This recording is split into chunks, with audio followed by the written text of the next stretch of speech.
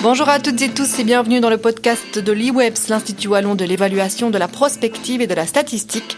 À la présentation Aurélie Hendrix et à la technique Laurent Verly. Aujourd'hui, on s'arrête sur la publication ce mercredi 22 avril 2026 du numéro 69 de la série Tendances économiques consacrée aux perspectives macroéconomiques de la Wallonie pour 2025 et 2026. Un rapport qui sort dans un contexte particulièrement mouvant, tensions géopolitiques, flambée des prix de l'énergie, retour de l'inflation, autant d'éléments qui rebattent les cartes des prévisions économiques. Pour nous aider à y voir clair, j'ai le plaisir d'accueillir Olivier Meunier, économiste à l'IWEPS et co-auteur de ce rapport. Bonjour Olivier. Bonjour Aurélie.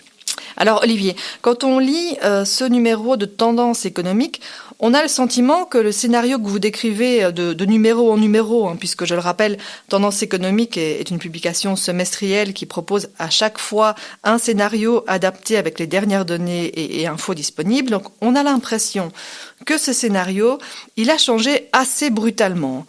Qu'est-ce qui a fait basculer les perspectives économiques pour la Wallonie ? Oui Aurélie, tu as tout à fait raison de pointer ça. Avant le conflit dans le Golfe, on doit cependant distinguer la situation internationale de la situation wallonne. En début d'année, l'économie mondiale avait du vent dans les voiles. Les économies mondiales avaient mieux résisté que prévu aux aléas de la politique commerciale de l'administration Trump. En Europe et notamment en Allemagne, on commençait à avoir des signaux d'amélioration dans l'industrie, un secteur qui était en difficulté depuis la crise de 2022. Les ménages européens bénéficiaient d'un retour à une inflation plus normale, leur pouvoir d'achat se redressait. En Wallonie, la situation est un peu moins rose. On luttait déjà depuis quelques mois contre des vents contraires, la baisse du moral des ménages, la confiance des entreprises qui hésitent. La production industrielle ne laissait pas présager une vraie reprise, mais une croissance wallonne en 2026 à peu près comparable à celle de 2025, autour de 1%. Et puis est venu le choc dont on parlait. Oui, le déclenchement de la guerre contre l'Iran, fin février, vient percuter ces prévisions. En l'espace de quelques semaines, le prix du pétrole s'envole. Le baril du Brent est passé de l'ordre de $70 en janvier à plus de $100 depuis la mi-mars, avec des pics à $120 dans les premiers jours du conflit. C'est un choc qui arrive au mauvais moment, comme toujours, précisément quand les conditions commençaient à s'améliorer. Donc oui, c'est bien un ralentissement conjoncturel, brutal dans sa survenance, même si son ampleur reste à ce stade inférieure aux grands chocs historiques. Mais il modifie sensiblement notre scénario pour 2026. Au cœur de ce changement de scénario, il y a donc ce nouveau choc inflationniste lié au contexte international. De quoi on parle exactement ? Oui, concrètement, ce qui se passe, c'est que le conflit en Iran a des répercussions directes sur les marchés énergétiques mondiaux, via le blocage maritime dans le détroit d'Ormuz. Comme tu le sais, c'est l'un des passages les plus stratégiques au monde pour le transport du pétrole. Une interruption du trafic pétrolier et gazier se répercute immédiatement sur les cours du pétrole brut, du gaz naturel et par ricochet sur le prix de l'électricité. La hausse des prix se répercute ensuite dans toute l'économie. Pour les ménages, c'est immédiatement visible, à la pompe, sur la facture de chauffage. Pour les entreprises, c'est une hausse des coûts de production en cascade qui dégradent leur compétitivité, compriment leurs marges et alimentent l'incertitude. Et les partenaires commerciaux de la Wallonie en Europe, évidemment, sont naturellement eux aussi aux prises avec cette inflation, ce qui réduit leur capacité de dépense et donc les débouchés pour les entreprises wallonnes. Ce qui est particulier en Wallonie, et c'est quelque chose qu'on documente dans l'analyse, c'est que la structure de consommation des ménages wallons les rend un peu plus exposés que la moyenne belge à ce type de choc. Les Wallons ont recours davantage proportionnellement aux carburants et aux combustibles pour se déplacer et se chauffer. Donc l'inflation ressentie est légèrement supérieure ici. On estime un surcroît d'environ 0,3 à 0,4 points de pourcentage par rapport à la moyenne nationale. Ce n'est pas spectaculaire en soi, mais dans un contexte où le pouvoir d'achat est déjà sous pression, ça compte évidemment. Alors, vous prenez aussi dans le rapport le temps de relativiser ce choc. Vous expliquez qu'il n'est pas comparable au grand choc pétrolier du passé. Pourquoi cette nuance, elle est importante ? Oui, c'est vrai que quand on parle de choc pétrolier dans la presse, on pense souvent au choc pétrolier des années 1970. Comment se comparent ces chocs ? Bon, le débat entre les experts est assez vif. Que peut-on en dire ? Il y a d'un côté la gravité énergétique et de l'autre côté la gravité macroéconomique. Bon, selon l'Agence internationale de l'énergie, les perturbations physiques, c'est-à-dire les barils perdus dans la production, sont beaucoup plus importants que lors de la crise des années 70. Mais d'un autre côté, nos économies sont aujourd'hui nettement moins dépendantes du pétrole qu'elles ne l'étaient dans les années 70. Les économies occidentales ont engagé des transitions, ont amélioré leur efficacité énergétique, diversifié leurs sources d'approvisionnement. Donc le choc actuel, il est à la fois plus grave en ampleur de la perturbation, mais moins dommageable économiquement grâce à la réduction de la dépendance au pétrole. Oui, tout à fait. Donc lors du premier choc pétrolier en 1973, les prix avaient ainsi été multipliés par 4 en l'espace de quelques semaines. Ce qu'on observe aujourd'hui, une hausse de l'ordre de 50 à 60% par rapport au niveau de janvier, c'est sévère, mais c'est d'une autre nature. Oui. Par ailleurs, par rapport au dernier choc énergétique d'importance, donc celui de 2022, après l'invasion de l'Ukraine, l'impact sur le marché du gaz naturel est à ce stade beaucoup plus contenu. Or, c'est le gaz qui avait été le vecteur principal du choc en 2022. Ça ne veut pas dire qu'il n'y ait pas de risque d'escalade, mais jusqu'à présent, le choc est essentiellement pétrolier. Donc oui, c'est un choc sérieux qui a des répercussions réelles sur la croissance et l'inflation, mais le scénario d'une croissance économique positive qui se maintient en 2026, en Wallonie comme dans la zone euro, n'est pas remis en question à ce stade. Ce qu'on perd, c'est du rythme, mais ce n'est pas une récession. Alors venons-en aux chiffres pour la Wallonie. Qu'est-ce que ce choc change concrètement en matière de croissance économique pour 2026 ? En chiffres, le changement est assez net. Avant le déclenchement du conflit, on tablait sur une croissance du PIB wallon d'environ 1% en 2026, dans la continuité de 2025. Donc, aujourd'hui, notre scénario table sur une croissance de 0,5%. C'est une révision de l'ordre d'un demi-point de pourcentage, ce qui est significatif. Ce qui est important de voir, c'est comment cette croissance se répartit dans l'année. On s'attend à un coup de frein marqué au deuxième trimestre, quand le choc énergétique est le plus intense. Ensuite, si la situation en Iran se stabilise progressivement, et c'est l'hypothèse sur laquelle on repose notre scénario, en s'appuyant d'ailleurs sur les projections de l'OCDE de fin mars, on devrait voir une reprise graduelle au cours de l'été qui se renforcerait en fin d'année. Donc ce n'est pas un effondrement linéaire, c'est plutôt un fort creux au printemps et à l'été, suivi d'un rebond partiel. Cela dit, il faut vraiment insister là-dessus. Je pense que, vous l'aurez compris, l'incertitude autour de ces scénarios est particulièrement élevée. Le conflit en Iran, la durée du blocage dans le détroit d'Ormuz, les dommages aux infrastructures énergétiques dans la région, tout ça peut faire évoluer le scénario dans un sens ou dans un autre, parfois rapidement. Alors si on regarde dans le détail, quels sont les moteurs de l'économie wallonne qui souffrent le plus de ce nouveau contexte ? Il y a principalement 3 composantes qui sont affectées. La première, c'est la consommation des ménages. On y reviendra dans quelques instants, je pense, mais c'est clairement la composante la plus sous pression, avec une croissance qui tomberait à seulement 0,4% cette année, contre quand même 1,9% l'an passé. La deuxième composante, ce sont les exportations. Il y a là un vrai rendez-vous manqué, parce qu'avant le conflit, les conditions se mettaient en place pour une reprise. L'industrie européenne montrait des signes d'amélioration, les carnets de commandes de l'exportation des industriels wallons commençaient à se redresser. Or, beaucoup d'entreprises wallonnes sont des fournisseurs des biens intermédiaires pour les chaînes de valeur européennes, machines-outils, secteur automobile et aéronautique, etc.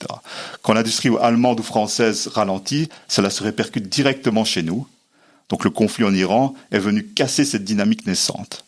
Résultat, après un sursaut en 2025, les exportations wallonnes ne progresseraient pratiquement plus en 2026. On parle que d'une croissance de 0,3% à peine. La troisième composante sous pression, c'est l'investissement résidentiel. Lui, il était déjà en difficulté avant même le conflit. En effet, on était sur une 3e année consécutive de contraction prévue, autour de moins 1% en 2026, liée à la faiblesse historique des permis de bâtir et à la dégradation du pouvoir d'achat des ménages.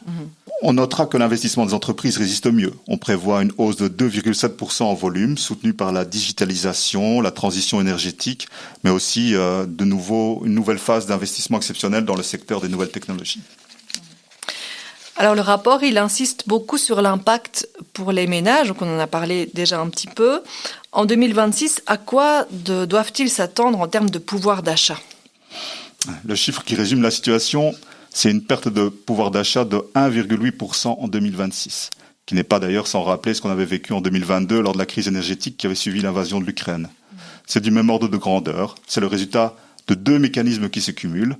D'un côté, la flambée des prix. On prévoit une inflation de l'ordre de 3,5% en moyenne annuelle en Wallonie en 2026, avec un pic au cours du 2e et 3e trimestre, avant une légère détente en fin d'année. En Wallonie, comme je le disais, ce chiffre est légèrement supérieur à la moyenne nationale, de l'ordre de 0,3-0,4 points, en raison de la structure de consommation des ménages, plus exposée aux carburants et aux combustibles. De l'autre côté, c'est un peu technique, une croissance des revenus nominaux qui ne compense pas l'inflation.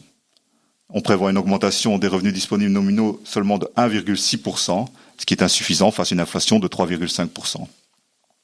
En particulier, les prestations sociales ralentissent très fortement, plus 2% en 2026 contre une moyenne de 6% sur les 4 années précédentes.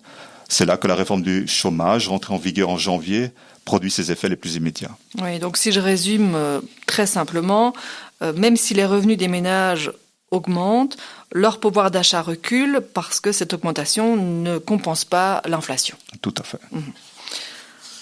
Vous montrez aussi que la consommation tient encore, mais au prix d'un effort sur l'épargne. Comment faut-il interpréter ce phénomène ? Oui, donc notre scénario prévoit un taux d'épargne des ménages wallons qui tombe à 8% en 2026. Ce qu'il faut comprendre, c'est que cette désépargne a deux visages. Pour une partie des ménages, c'est un choix. On a des réserves, on continue à dépenser parce qu'on pense que le choc est temporaire. Pour une autre partie, c'est une contrainte, pas un choix. On puise dans ce qu'il reste parce qu'on n'a pas d'autre option. Est-ce que c'est préoccupant ? À court terme, ça permet d'amortir le choc sur la consommation. Mais si le choc énergétique doit se prolonger au-delà du scénario central, cette marge de manœuvre s'amenuiserait et les dépenses pourraient se contracter plus fortement. Oui. Et du côté des entreprises, le tableau semble, lui, plus contrasté. Que nous disent les chiffres sur l'investissement ? Oui, comme je l'évoquais, l'investissement des entreprises reste l'une des composantes les plus résilientes de la demande intérieure wallonne en 2026, avec une hausse de 2,7% en volume. C'est modeste, mais c'est positif. Ce qu'il faut comprendre, c'est que cet investissement est très ciblé. Ce ne sont pas des investissements d'extension des capacités de production. Il n'y a pas de raison d'agrandir l'outil de production quand les carnets de commandes sont mal orientés et que l'incertitude est élevée. Ce sont surtout des investissements de modernisation, la transition numérique, le verdissement des processus de production, l'amélioration de l'efficacité énergétique. Des investissements qui s'inscrivent dans une logique structurelle de long terme soutenue partiellement par le plan Next Generation EU.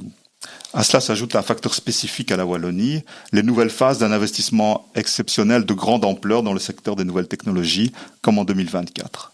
Et il y a un troisième élément qui commence à jouer, les dépenses de défense et les investissements en infrastructures en Europe, et en particulier en Allemagne, qui devraient stimuler les échanges intra-industriels européens, et notamment avec les entreprises wallonnes. Et sur le marché du travail, faut-il s'attendre à un coup de frein en 2026 ? On s'attend effectivement à un ralentissement. Notre prévision pour 2026, c'est une progression de l'emploi intérieur wallon de l'ordre de 0,2%, soit environ 3300 emplois supplémentaires. C'est moins que l'année précédente où l'on estimait la croissance à 0,3%. Ce ralentissement est cohérent avec le ralentissement du PIB. Les enquêtes de conjoncture confirment une image contrastée selon les secteurs. Dans la construction, notamment, les perspectives sont nettement dégradées. Les coûts des matériaux pèsent et le nouveau choc énergétique n'arrange rien. Dans l'industrie et les services, les prévisions d'embauche stagnent autour de leur moyenne de long terme. Et il y a aussi la réforme du chômage, donc, qui est entrée en vigueur en janvier dernier.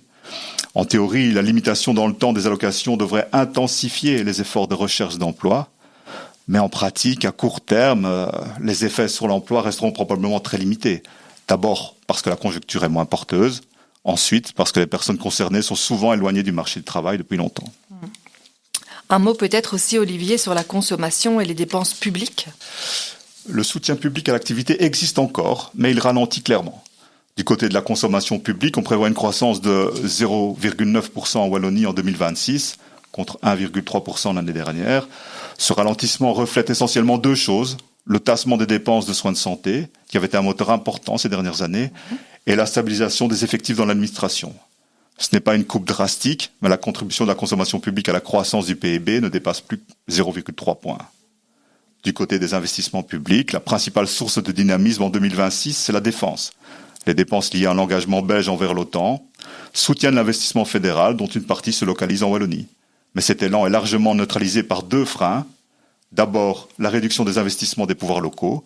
Dans le cycle électoral, les communes investissent typiquement moins après les élections. Deuxième frein, l'arrivée à terme du plan de relance de la Wallonie. La dynamique d'investissement public n'est donc plus aussi soutenue qu'elle l'avait été. On prévoit tout de même une croissance de 3,2% en volume pour l'investissement public en 2026. Mais c'est surtout grâce à la défense. Alors, dans cette édition de Tendance économique, vous insistez sur le niveau élevé d'incertitude. Qu'est-ce qui pourrait faire évoluer le scénario dans un sens ou dans l'autre ? Sans surprise, le principal facteur d'incertitude, c'est évidemment l'évolution du conflit en Iran et ses répercussions sur les marchés énergétiques. Si la situation se normalise plus rapidement que prévu, si les marchés pétroliers se détendent dès cet été, comme semble l'anticiper le scénario central, alors la croissance repartirait plus vigoureusement en fin d'année et 2026 pourrait être meilleur que ce que l'on prévoit. C'est un scénario optimiste. Le scénario plus sombre, c'est une prolongation du blocage dans le détroit d'Ormuz au-delà de ce que l'on anticipe, avec des dommages importants aux infrastructures pétrolières et gazières dans la région, dont les réparations prendraient des mois. L'OCDE a chiffré cet impact. Dans ce scénario alternatif, le prix du baril atteindrait $135 au deuxième trimestre et resterait en fin d'année 25% au-dessus du scénario de base. La zone euro serait particulièrement affectée, avec une révision supplémentaire à la baisse de la croissance de l'ordre de 0,4 points. Et dans ce cas, on ne peut plus exclure un recul de l'activité lors des deuxième et troisième trimestres. Il y a aussi d'autres risques à ne pas perdre de vue. Les difficultés budgétaires persistantes aux États-Unis et en France, dont les déficits sont préoccupants. Ça pourrait avoir des répercussions sur les marchés financiers. Et dans l'autre sens, si l'intelligence artificielle tient ses promesses en termes de gains de productivité, ce qui reste encore très incertain, les perspectives à moyen terme pourraient être meilleures que ce qu'on anticipe aujourd'hui. Alors, et pour conclure, si on devait résumer ces perspectives économiques régionales en une phrase, Olivier?